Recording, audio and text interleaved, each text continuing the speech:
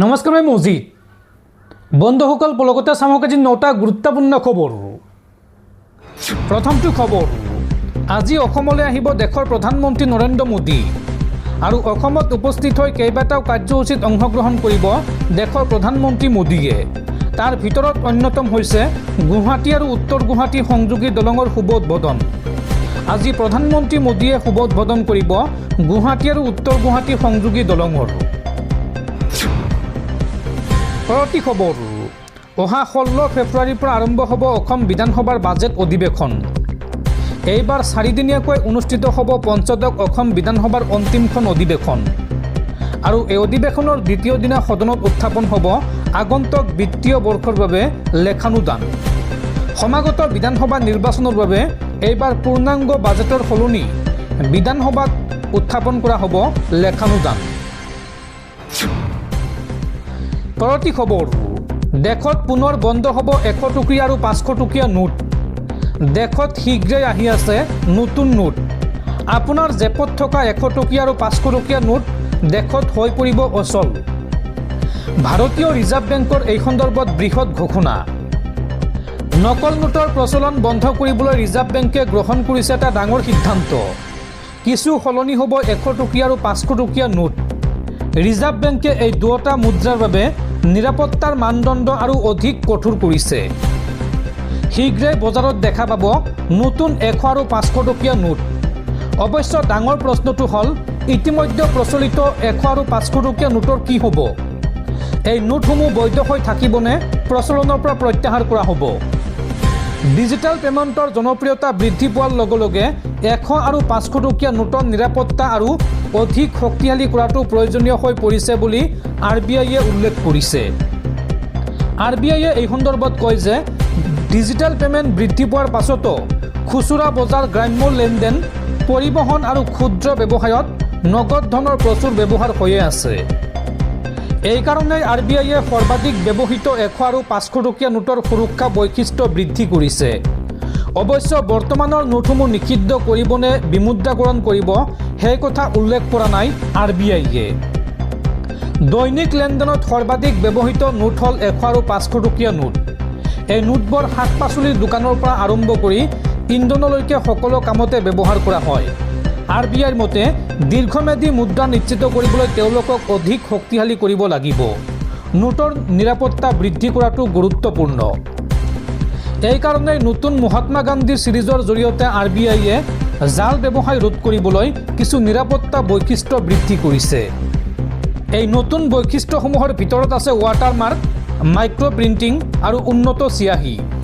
প্ৰাক্তন বেংকাৰ সুব্ৰমণিয়ামে এই সন্দৰ্ভত কয় যে কেৱল RBIয়ে নহয়, বিশ্বৰ কেন্দ্ৰীয় বেংকসমূহেও নিজৰ মুদ্ৰাৰ উন্নতি সাধন কৰিছে। RBIৰ পৰা পোৱা ইংগিত অনুযায়ী 100 টকীয়া নোটখন সম্পূৰ্ণৰূপে নতুনকৈ ডিজাইন কৰা হোৱা নাই যদিও কিছু উন্নতি হৈছে। নোটখনৰ প্ৰিণ্টিং, কণ্ট্ৰাষ্ট আৰু চিয়াহীৰ শক্তি বৃদ্ধি কৰা হৈছে, যাৰ ফলত বাৰে বাৰে ভাঁজ কৰি ব্যৱহাৰ কৰিলেও টকাটো যাতে সোনকালে বেয়া নহয়। ৱাটাৰমাৰ্ক আৰু নিৰাপত্তাৰ সূত্ৰৰ স্পষ্টতাও উন্নত কৰা হৈছে, যাৰ ফলত বিশেষকৈ গ্ৰাম্য আৰু অৰ্ধনগৰীয়া অঞ্চলত প্ৰকৃত টকা চিনাক্ত কৰাটো সহজ হৈ পৰে। বিষয়াসকলে এই সন্দৰ্ভত কয় যে ইয়াৰ লক্ষ্য হৈছে এই নোটখনৰ আয়ুস বৃদ্ধি কৰা। লেতেৰা বা জীৰ্ণ নোটৰ সঘনাই বিনিময় কৰিলে ছপা আৰু লজিষ্টিক খৰচ বৃদ্ধি পায়। 500 টকীয়া নোটখন বেছিভাগে চিকিৎসাৰ খৰচ, শিক্ষাৰ মাচুল, বাল্ক ক্ৰয় আদি বৃহৎ লেনদেনত ব্যৱহাৰ কৰা হয়। 2026 চনৰ আপডেটৰ অধীনত ডিজাইন উপাদানসমূহক ভালদৰে সংহত কৰা হৈছে, ৰঙৰ একাকাৰিতা উন্নত কৰা হৈছে আৰু মাইক্ৰ প্ৰিণ্টিং আৰু অধিক উন্নত কৰা হৈছে। অৱশ্য ডিজাইনৰ গাঁথনি একেই থাকিব। বেংকৰ বিষয়াসকলে এই সন্দৰ্ভত কয় যে কেছ মেচিন আৰু ATM পুৰণি আৰু নতুন দুয়োটা নোট গ্ৰহণ কৰিবলৈ সাজু আৰু এই পৰিৱৰ্তনৰ সময়ত কোনো সমস্যা আশা কৰা হোৱা নাই। গতিকে সকলো ঠিকে ঠাকে থাকিলে অতি শীঘ্ৰেই আপোনাৰ হাতলৈ আহিব নতুন 100 আৰু 500 টকীয়া নোট। দৰ্শকসকল, আৰু বহুতো গুৰুত্বপূৰ্ণ খবৰ আছে। তাৰ আগতে আপোনাক জনাওঁ যে যদি আপুনি এতিয়ালৈকে এইটো ভিডিঅ'ত লাইক কৰা নাই তেন্তে এতিয়াই ভিডিঅ'টোত লাইক কৰি দিয়ক আৰু এনেকুৱা ধৰণৰ ভিডিঅ'সমূহ নিতৌ চাবলৈ চেনেলটো ছাবস্ক্ৰাইব কৰি কাষত থকা বেল আইকনটো প্ৰেছ কৰি ৰাখক। পৰৱৰ্তী খবৰ, সলনি হল প্ৰধানমন্ত্ৰীৰ ঠিকনা। দিল্লীৰ কেন্দ্ৰীয় সচিবালয় চৌহদত উদ্বোধন প্ৰধানমন্ত্ৰীৰ কাৰ্যালয়ৰ নতুন ভৱন সেৱা তীৰ্থ। প্ৰধানমন্ত্ৰী নৰেন্দ্ৰ মোদীয়ে উদ্বোধন কৰে এই নতুন ভৱনটো। আৰু এতিয়াৰ পৰা ৰায়ছিনা হিলৰ সাউথ ব্লকৰ পৰিৱৰ্তে সেৱা তীৰ্থৰ পৰাই পৰিচালিত হ'ব দেশৰ সৰ্বোচ্চ প্ৰশাসনীয় কাম কাজ। পৰৱৰ্তী খবৰ, এছআৰৰ পাছত এইবাৰ অসমত হ'ব SIR আৰু SIRৰ জৰিয়তে কৰ্তন হ'ব লাখ লাখ বাংলাদেশীৰ নাম। SR প্ৰক্ৰিয়াৰ পাছতো নাম কৰ্তন নোহোৱা অবৈধ সন্দেহযুক্ত ভোটাৰৰ নিস্তাৰ নাই। 2027 চনৰ ভিতৰত অসমত হ'ব SIR আৰু SIRৰ জৰিয়তে কৰ্তন কৰা হ'ব লাখ লাখ অবৈধ বাংলাদেশীৰ নাম। এই ঘোষণা ৰাজ্যৰ মুখ্যমন্ত্ৰী হিমন্ত বিশ্ব শৰ্মাৰ। পৰৱৰ্তী খবৰ, 2026 বিধানসভা নিৰ্বাচনৰ ৰণসিঙা বজাবলৈ অসমলৈ কংগ্ৰেছ নেত্ৰী প্ৰিয়ংকা গান্ধী। দুদিনীয়া ভ্ৰমণসূচীৰে অসমলৈ আহিব কংগ্ৰেছ নেত্ৰী প্ৰিয়ংকা গান্ধী। 18 আৰু 19 ফেব্ৰুৱাৰীত অসম ভ্ৰমণ কৰিব কংগ্ৰেছৰ সাংসদগৰাকীয়ে আৰু ৰাজ্যৰ প্ৰতিটো সমষ্টিত কংগ্ৰেছৰ প্ৰস্তুতিৰ বুজ ল'ব কংগ্ৰেছ নেত্ৰী প্ৰিয়ংকা গান্ধীয়ে। এই কথা সদৰি কৰে APCCৰ সভাপতি গৌৰৱ গগৈয়ে। পৰৱৰ্তী খবৰ, পুনৰ নিৰ্বাচনত ধূলিসাৎ বিজেপি। দক্ষিণ ভাৰতত পুনৰ বিপৰ্যস্ত বিজেপি। তেলেংগানা নগৰ নিগমৰ নিৰ্বাচনত 448খন আসনৰ ভিতৰত কংগ্ৰেছে লাভ কৰে 240খন আসন আৰু বিজেপিয়ে লাভ কৰে মাত্ৰ 37খন আসন। পৰৱৰ্তী খবৰ, এপষ্টিন ফাইলছৰ এতিয়াও 3 মিলিয়ন ফাইল আহিবলৈ বাকী আছে আৰু বহু মুখা খোল খোৱাৰ পথত। বিশ্বকপাই যোৱা এপষ্টিন ফাইলছক লৈ লোকসভাত এই মন্তব্য কংগ্ৰেছ নেতা ৰাহুল গান্ধীৰ। পৰৱৰ্তী খবৰ, নলবাৰীবাসীলৈ ভাল খবৰ। নলবাৰী মেডিকেল কলেজত এতিয়াৰ পৰা পাৰ্কিঙৰ নামত ল'ব নোৱাৰিব কোনো ধৰণৰ ধন। নলবাৰী চিকিৎসা মহাবিদ্যালয় কৰ্তৃপক্ষৰ এই গুৰুত্বপূৰ্ণ সিদ্ধান্ত। উল্লেখযোগ্য যে কিছুদিন পূৰ্বে অবৈধভাৱে পাৰ্কিঙৰ পৰা ধন সংগ্ৰহৰ দৃশ্য ছ'চিয়েল মিডিয়াত ভাইৰেল হৈছিল আৰু তাৰ পিছতে নলবাৰী চিকিৎসা মহাবিদ্যালয় কৰ্তৃপক্ষই গুৰুত্বপূৰ্ণ সিদ্ধান্ত গ্ৰহণ কৰিছে যে নলবাৰী মেডিকেল কলেজত পাৰ্কিঙৰ নামত এতিয়াৰ পৰা ল'ব নোৱাৰিব কোনো ধৰণৰ ধন। সম্পূৰ্ণ বিনামূলীয়াকৈ পাৰ্কিং কৰিব পাৰিব ৰোগীৰ আত্মীয়সকলে গাড়ী। পৰৱৰ্তী খবৰ, মুখ্যমন্ত্ৰীৰ মানহানিৰ গোচৰ সন্দৰ্ভত উচ্চ ন্যায়ালয়ত কংগ্ৰেছৰ PIL দাখিল। অসম চৰকাৰৰ মহাধিবক্তা দেৱজিৎ শইকীয়াৰ বিৰুদ্ধে গুৱাহাটী উচ্চ ন্যায়ালয়ৰ মুখ্য ন্যায়াধীশৰ ওচৰত PIL দাখিল কংগ্ৰেছৰ। অসম চৰকাৰৰ মহাধিবক্তা দেৱজিৎ শইকীয়াৰ বিৰুদ্ধে উচ্চ ন্যায়ালয়ৰ মুখ্য ন্যায়াধীশৰ ওচৰত PIL দাখিল কৰা হৈছে। অসম প্ৰদেশ কংগ্ৰেছ কমিটিৰ লিগেল চেলে দলটোৰ নেতা তথা অধিবক্তা ৰিতম সিঙে দাখিল কৰিছে এই অভিযোগ। দৰাচলতে উচ্চ ন্যায়ালয়ত এই PIL হিমন্ত বিশ্ব শৰ্মা বনাম গৌৰৱ গগৈ মানহানিৰ গোচৰ সন্দৰ্ভত দাখিল কৰা হৈছে।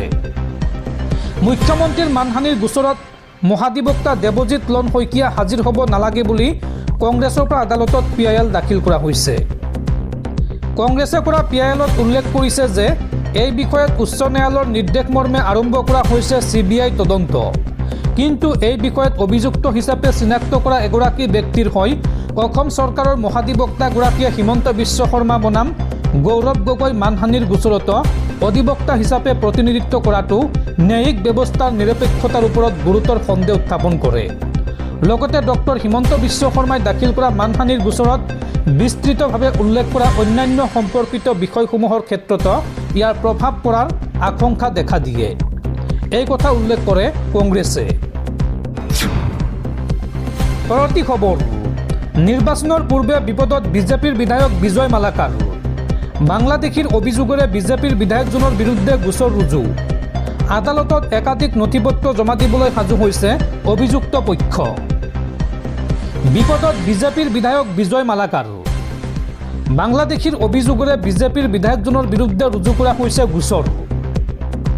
আদালতত এতিয়া একাধিক নথিপত্ৰ জমা দিবলৈ সাজু হৈছে অভিযুক্ত পক্ষ।